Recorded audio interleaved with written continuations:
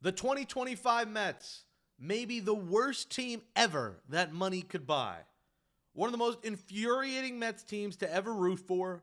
A team that was gutless, heartless, spineless, is now golfing in the month of October. Heck, they're golfing in the month of September, as there's 2 days left in the month. And when the Reds go to Los Angeles to end the month of September tomorrow to play the Dodgers, a Reds team that went 40 and 40, 500 team the last 80 games, the Mets will be sitting home watching them like the bunch of losers that they were. What a disgraceful season. What a disgraceful finish. But a very fitting one for the 2025 Mets, who went 38 and 55 in their final 93 games. A record only better than the White Sox, Nats, Twins, and Rockies, four of the worst teams in Major League Baseball. Only two teams in Major League history finished with worse records after climbing 21 games over 500. The 1905 Indians and the 1977 Cubs. Welcome to the list, Mets. Welcome to the list, 2025 New York Mets. And the silver lining is it's over. Our mental health doesn't need to be played with today, tomorrow, when the Reds go to Los Angeles and play the Dodgers, a game that the Mets should have been playing in. We can resume our lives. Heck, I got this shirt on. I'm going to go resume watching the Jets fucking suck today. Let me go to that team. Maybe the Knicks will save me. The Knicks are expected to be a championship contender. Maybe they'll save me. Or maybe they won't win like they haven't done since 1973. Maybe the Mets next year, there's always next year, will do something for me. Maybe on the 40-year anniversary of them winning their last World Series when I was -5 years old, will the Mets go out and win a World Series next year? The pain never ends in Nets, Jets, Knicks land, in the land of orange and blue and green and white. It never fucking ends. And I know you guys watching Mets, Jets, Knicks fans like me, you know this feeling. You know this feeling all too well. You're feeling today, hey, we got a bright future. We got young pitchers. There's always next year. But the real feeling in your heart is, holy shit, we did it again. We failed to meet expectations again. And this year was to the grandest level. A team that was a shoo-in for the playoffs, to the point all year long they decided to punt games, bullpen games, shuffling arms. I mean, I've never seen a team make more transactions than the 2025 Mets. Shuffling arms up and down every day. The Mets had to create a graphic. We've optioned Kevin Herget. We've called up Dickie Lovelady. We've DFA'd Justin Hageman. We've called up Austin Warren. Who are these guys?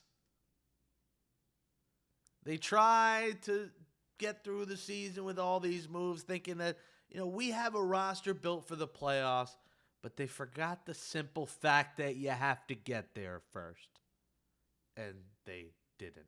And on Sunday, a microcosm of the 2025 season, scoring zilch, 0 runs. And I'm watching on the game with Wardy on Wardy's YouTube. Shout out to Wardy, friend of the program.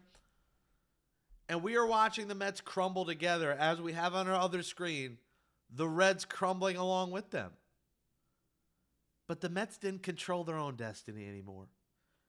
Because you can go back to not sending Tyrone Taylor home against Cleveland. You can go back as recent as last Saturday against the Nationals when you had the bases loaded in the ninth inning with 1 out, able to score the winning run from third, and you didn't do it. The Sunday against the Nationals, the game earlier in the year against the Nationals, multiple games against the Braves, the game in May against the Dodgers that went till midnight on fireworks night when they had the bases loaded, 1 out with the winning run at third and couldn't score. Each one of those games added up where the Mets just needed one more win. One more. They end the season in a tie, losing out the tiebreaker. One more win. And they never could get that one win. And a team that was just utterly hateable. A team that had no chemistry. That was the polar opposite of the 2024 OMG Mets that reeled at our heartstrings. That was not a Mets team in 2025 that we could get behind in October. And maybe they saved us the utter embarrassment of probably getting destroyed in LA. I think we all wanted to get in and then see what happens. October, I said it. You never know what can happen. But the reality is we knew this team would fall flat in their face. They had no heart or postseason run built in them. This is a bunch of individual personalities and massive egos in a clubhouse and stories that maybe they come out one day, maybe they stay under wraps, but something was awry. But everyone, the Twitter bullies, it's not on Mendoza. I was getting tweets, you don't know ball if it's not on Mendoza. And I'm not saying it's all Mendoza, but this is sports. The coaches at the top, they're going to get the blame. And that's part of the reality of the business. When you're a manager, when you're head coach of a football team, an NBA team, you are at the top. The hitters have to hit. No shit, Sherlock. The pitchers have to pitch. No shit, you idiot. But the reality is that it's up top. And Stearns just isn't getting fired 2 years. Steve Cohen's the owner. He's not getting fired. And Steve Cohen spoke, and we'll talk about his message in a second. The reality is, Mendoza, Stearns is going to speak at 3:30 today. So when you watch this, we're going to know some more news that we'll address on Mets Daily tomorrow. And again, we're still here all off season. Smash that thumbs up. Subscribe. We're not going anywhere. Unfortunately, believe me, I want a vacation. I'm telling fans, I'm going to need days. We're not going to do a show, guys, just for my mental health. And I think you understand that. I can't do a show every day this offseason, but there'll be shows almost every day this offseason because there's a lot to talk about. But, Stearns is going to speak. There will be changes. I expect Chavez and Barnes fired, maybe Hefner. I definitely expect Mike Saraball fired. I would think Antoine Richardson stays. I think everyone raved about him, and the Mets couldn't get thrown out of the base pass. So Richardson, I think, stays. But hitting coaches are 100% gone. And listen, I think Mendoza should be fired. Sunday was kind of the cherry on top, what's been a terrible managerial season. He used 5 pitchers. It was the 5th inning, and he was going to Edwin Diaz. He took out Brooks Raley, his second-best reliever after Edwin Diaz, for Ryan Stanek, who's been their worst reliever this season, just because there were righties up in the 4th inning. It was a total overmanage, and a manager that was just way in over his head. And we can't keep going back to 2024. We know what happened. It was magical. But the pixie dust is not in the air anymore. The mistletoe has been cut in half. They actually cut at our own toes. They cut at our feet. This isn't the 2024 Mets anymore. Mind you, before Jose Iglesias got here, on May 29th, May 30th, 2024, the Mets were 11 games under 500. And I've been telling you for months, the core is rotten. And Pete might stay, but Pete might also go. And you have to live with it if he does. Because in the last decade, have the Mets won a pennant? No. They haven't won one since 2025. So next year, or 2015. 2016 next year, it'll be 10 years. Right now, it's been 10 years. It'll be 10 seasons without winning a pennant. And I'm not even talking about World Series, which they haven't done in 40. It'll be next year, the 40th anniversary. Maybe we'll throw a flag. 40-year anniversary of the 86 Mets. We've been waiting 40 years too long, man. We've been waiting maybe 20 years, 15, 10, 5 years. We've been waiting too fucking long.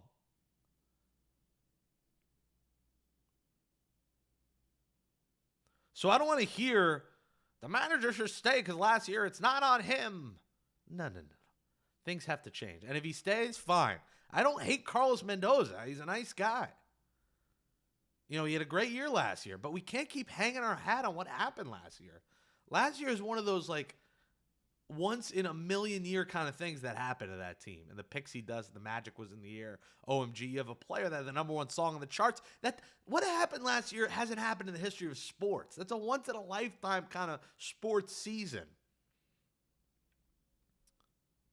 So let's move on. For 2024, we'll talk about for the rest of our lives. But we can't keep, look what he did last year. Look what he did last year. I mean, I'm having nightmares to that sentence. I'm fired up today. I'm not happy. And, I need one day to let it out. And then tomorrow we'll resume our lives. I'll watch the Jets crap the bed tonight and wake up tomorrow and be like, here we go again. Another day as a Mets-Jets fan. But what happened this year was completely unacceptable, from blowing games to using, bullpen games to throwing a blade Tidwell who wasn't ready to having to rush up Jonah Tong. I think Sprode and McClain should have been up months ago to try and save this team, and they were trying to save him in the last month of the season. Jonah Tong had 2 AAA starts, and they were forced to call him up. Clay Holmes out of gas. David Peterson, nothing left in the tank. Sean and I was pitching with a hurt elbow. He wasn't healthy, and he took a lot of blame on Sunday talking to the media. The core's got to change. I mean, Jeff McNeil, I would trade for the Long Island Ducks mascot at this point. The Mets, Jeff McNeil is long guy, and we'll talk about the offseason in a second, but, just be comfortable with massive changes. And I thought it said a lot after the game, and maybe I shouldn't make a big deal out of it, but I'm going to make a little deal out of it. And I don't care if it's PR speak or PR talk. Edwin Diaz said what needed to be said. I will talk to my family about potentially opting out and go from there, but would love to be back if I do decide to opt out. Pete Alonso immediately answered, I'm opting out. And maybe that's a Boris thing. Boris said, hey, if they ask you, just tell them you're opting out. That's not the time. The team just collapsed to miss the playoffs. And you're, even if you're opting out, which he obviously did, we've all known. That was obvious. That's not the time or place to answer it. Just say, I'm going to talk with my family, and I will decide on that tonight. Today's not the time. Ego. He feels slighted that Juan Soto, who they'll never be buddies, and I think that's why the core is going to change. Juan Soto, Francisco Lindor are here. He feels slighted. Juan Soto got this massive deal. He felt disrespected despite having the worst season of his career last year. He'll be 31, in his 30s now. Had a terrible year defensively. Had a great year at the plate. 125 RBIs, 37, 38 homers, hit 270. He had a good year, much better year than last year. But the reality is he saw a market that nobody wanted him last year except the Mets. The Mets kind of painted in a corner, had to bring him back because there was no other first baseman in the market. I don't think that's going to be the reality this offseason. And I think if he gets more years elsewhere, whether it's Seattle or Texas or San Francisco, and gets more money, fans are going to have the stomach saying sayonara to the polar bear.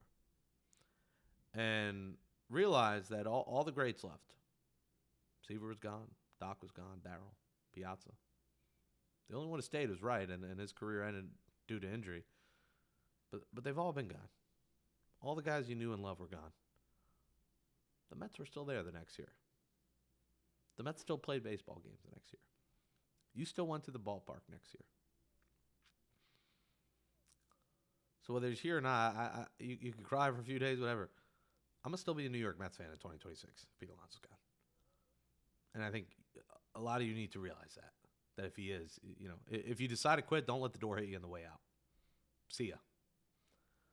We'll see.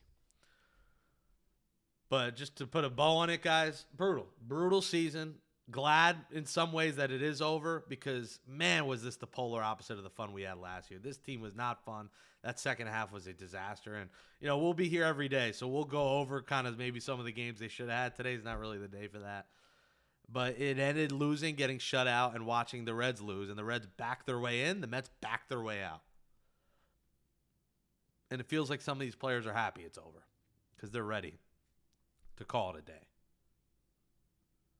David Stearns, like I said, will speak. Jeremy Hefner is the one I'm not sure about, to be honest, but we know Chavez and Barnes, I think, are 100% fired. I would think Sarbaugh gets fired. I think Gibbons might be gone. We don't really talk much about him, but I think he might be gone just for the sake of change. I think if you're doing all these moves, you fire Carlos Mendoza. It doesn't look like they will, but we'll see today. Maybe they do. I think that's just the right move. The Giants, as I'm recording this, have just dismissed manager Bob Melvin. There's a manager that's out there, a lot of experience, a multi-time manager of the year. If the Mets moved on from Mendoza, could they think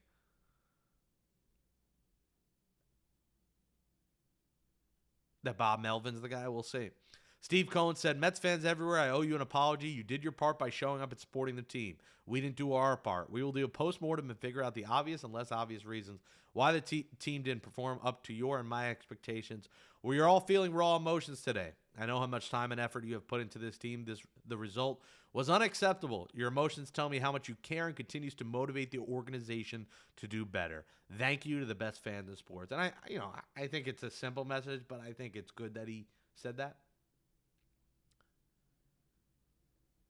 I think it's a good message to put out there, and I hopefully he lives up to it and the team changes. I do think it was unacceptable. We did put a lot, I put a ton of time and energy, probably more than anyone, in terms of doing this freaking show every day.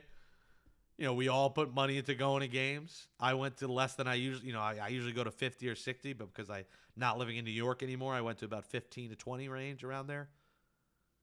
Still went to a bunch. It was a trek for me to go up there, and it was hard for me that last month to not go, but I was also like, you know what, this team doesn't deserve it. But we all put money and time and energy. Look at the people who bought season tickets, and the Mets have the audacity to continue to raise prices for a team that didn't make the playoffs. It's unacceptable. You know how many people bought tickets this year just so they could get playoff priority, and now their playoff priority was flushed down the fucking toilet? What a slap in the face to those fans that purchased season tickets, that purchased plans. What a freaking slap in the face, man, that was, right? So I think Hefner should go. I just think he was in over his head this year. He did not keep this team together. I mean, no other team other than the 1980 Mets had multiple 3+ losing streaks of 7 or more games. When they lost, they just kept losing. That's on a manager. I'm sorry. And I know it's on players, but not every player is getting fired. There's guys here who are going to stay. There's plenty of guys that are going to go, but there's going to be plenty of guys that also stay because they're under contract. They're not trading everyone. Jeff McNeil's a tradable contract. He's got 1 year left, $16 million. Eat 8 of it, trade him for a reliever or a bag of balls. But Jeff McNeil has to be off this team. Attitudes like that have to go. Go to the golf course. Go be a professional golfer. Get him the hell off my roster. And he was fine this season. I think he had a good enough season that he's tradable. But get him off my roster. Mark Vientos, slow as molasses, no defense, complained about not playing much, but didn't hit. Get him off my roster. Trade him.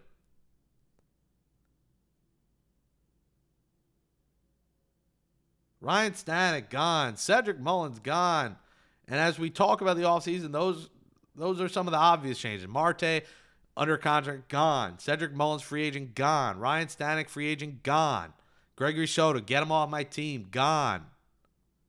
Ryan Helsley, get him off my team, gone. Edwin Diaz, I think you got to do what you can to keep him, but the reality is David Stern's going to pay up if Diaz does opt out, which I think is probably the smart financial move for Edwin Diaz to opt out. I think he's critical to this team. I am in the camp of bring Edwin Diaz back, but let Pete Alonso go. And it's a discussion we'll have all off season. And I know I get all the tweets, I get the comments. And I'm not doing to have a hot take. It's what I've thought all year. Anyone who's watched my live streams at Jake Brown Live, hit a follow. We'll be, TikTok Live and all off season as well as we've been doing. Had about 25,000 people in there yesterday. We were packing the house on TikTok watching that game together. A ton on YouTube with me and Wardy and playback. I think Edwin Diaz is more important. I think the Mets can replace Alonso. They can get better defensively. They're going to hand the keys to Ryan Clifford at some point. And like I've said to fans, they have to realize the Mets know Alonso, his family, the surroundings, teammates, and their feelings about him much more than you do. Much more than the beat writers that are in there know. And believe me, if he was the greatest teammate and a leader and a guy that they wanted the future of, he put up a good enough season that the Mets would give him the bag this year. And I don't think it's just David Stearns being frugal David Stearns. There are other factors at play. And that's what, I'm not saying it's on Pete, but since he's been here, have the Mets won a pennant? I'm sick and tired of holding on to franchise home run records, 250 homers. He hit 50 homers in a season. 0 pennants, 0 World Series. We got to stop thinking we're the Kings of New York and the big brother until we fucking act like it. And acting like it is going out and fucking winning.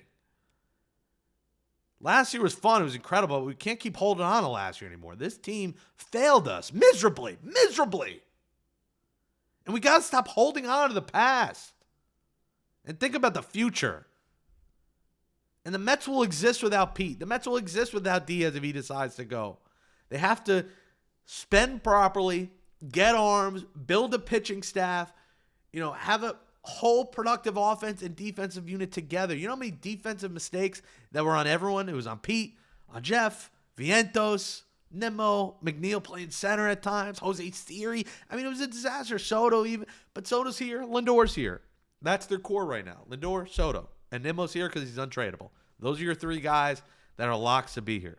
I don't think anyone else is a lock. Those are the three that are locks to be here. And they got to find the right clubhouse pieces. They know letting Iglesias and Quintana go is stupid. Stearns knows that now. I'm sure he knew that immediately when Nick Madrigal got hurt on the first play in spring training, and that was his replacement for Jose Iglesias as their backup veteran infielder. They need the right clubhouse pieces too, because this clubhouse is rotten.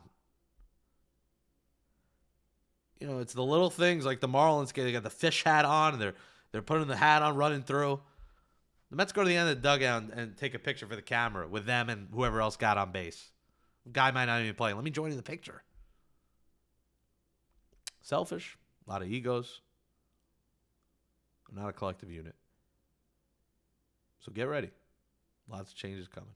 Coaching staff, players. We'll be talking about it all off season long right here on Mets Daily. Scan this code, become a Mets Daily Insider, just $5 a month.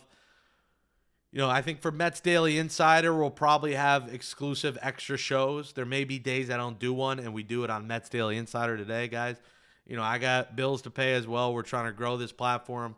I got to, pay my own bills, and, I put a lot of time and energy into this show as I'm on a job search. This has been a tough year for me personally, and on and off the field with the Mets and everything going on in my life. So, this team did make it any easier to get through days. So there's a silver lining in what's happened is that I don't have to think about, the in and out of this team playing every day and letting me down, because they'll let me down a lot of nights this year. And in the end, they really let us down. And, I'm trying to get back to New York. I'm trying to find a full-time job in an industry that is in pure shambles, getting rejected for jobs I'm incredibly overqualified for. Getting looked over, getting passed over for so many opportunities. And there's still some good opportunities that have been coming up. But I know I'm one of the best in the world at what I do behind this microphone. And someone's going to see it. But I've been going through my own shit right now. And, the Mets didn't make this easier. So that's the silver lining. It's over. We'll still be here talking about it. But, man, what a brutal year it was for the Mets. Been a tough year for me. Toughest year of my life. So let's hope for brighter days ahead, a bright offseason for the Mets. Let's hope for bright days for me ahead and everything going on. I appreciate all your support, everybody. I'm Jake Brown at Jake Brown Live. We'll see what coaches changed today. We'll talk about that on tomorrow's show on Mets Daily. Again, hit that subscribe, smash that thumbs up. Let us know in the comments what changes do you want to make this offseason. I know a lot of you disagree with me on Pete and want Pete to be a Met for life. I just don't think that's the reality. I think he might come back on like a 2-year deal again or a 1 year and an option.